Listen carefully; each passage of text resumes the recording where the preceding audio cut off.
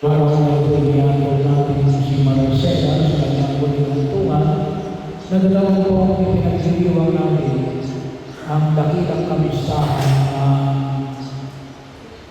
iisang Diyos na may tatlong persona. Banal na isang tatlo sa dakilang. Mas kilala sa tawag na Santisima Trinidad. Kaya lang sa mga natin ay Spanish. Ito. Pero paano ito ng ating pag-ibigay na nakita natin na makilala natin yung uri ng ating Diyos. Iisang Diyos na may tatlong persona. Bakit? Kasi dito niya ipinakita yung tinatawag natin ekonomiya ng pagbibigas ng Diyos sa sangkatauhan. Bahagi yun ang Diyos Ama na may likha ng lahat ng tao, lahat ng bagay sa daigdig na ito. Bahagi yun na sa kanyang pag-ibig, niyang pakinabangan natin ang kanyang mga pagpapala. Ang Diyos Anak na nagkaroon ng kaganapan yung mga ipinahayag ng mga propeta sa pag-ibig ng kanyang sarili. Nalito namin sa Ebanghelyo. Gayun na lang ang pag-ibig ng Diyos sa sanlibutan. Kaya ibinigay niya ang kanyang untong na anak. Bakit? Kasi hindi pwedeng maligtas lamang tayo ng mga susunugin handog, mga inialay ng mga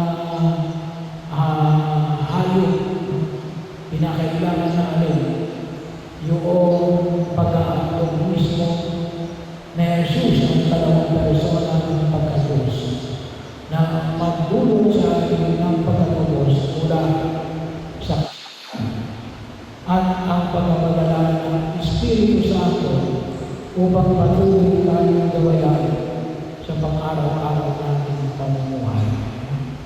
So, kaya ito yung uri at dito rin tayo pininyagan sa ngalan ng Ama at ng Anak at ng Espiritu Santo. Na ano yung nais na makalit ng tao tulad ng pinakalit rito, hindi hinahatulang mapagusahan ang nananampalataya sa bugtong ng anak ng Diyos mo. Hinatulan ng parusahan na hindi nanampalataya sa Kanya. Bahagi yun at ang nais ay magkaroon tayo ng buhay na walang hanggan. Magkaisa tayo, makaisa tayo ng isang Diyos na may tatlong persona. Yun yung pangako ng Diyos.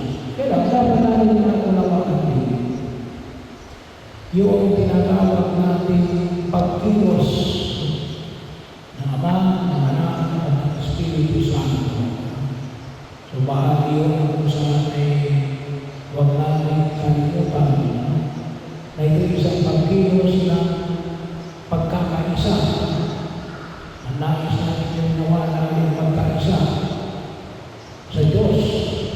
Kapag tayo ay mamatay, nais natin makaisa ang Diyos na kung saan ay maunawaan natin.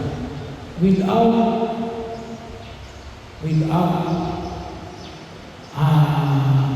niyudurakan ang ating pagkakaiba. Kasi pwede tayo pagkaisa sa Diyos, mawala ang ating pagkakaiba.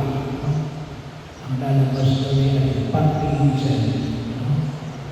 Hindi tayo gano'n pagkaunawa natin yan na tayo kaisa ng Diyos sa gitna ng ating pagkakaiba.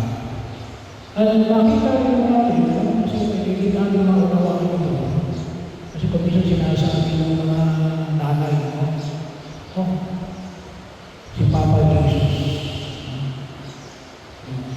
tiniwagan ni Kaliro. Si Jesus yung pinabing Papa. Ang Papa natin ni Alin, ang Diyos Ama. Kung tawagin ng iba, Yahweh, El Shaddai, Jehovah, yun ang ating Papa. Isino si Jesus? Elder brother, kuya, tawag na ng mga Amerikano, big brother. Bahagi yun.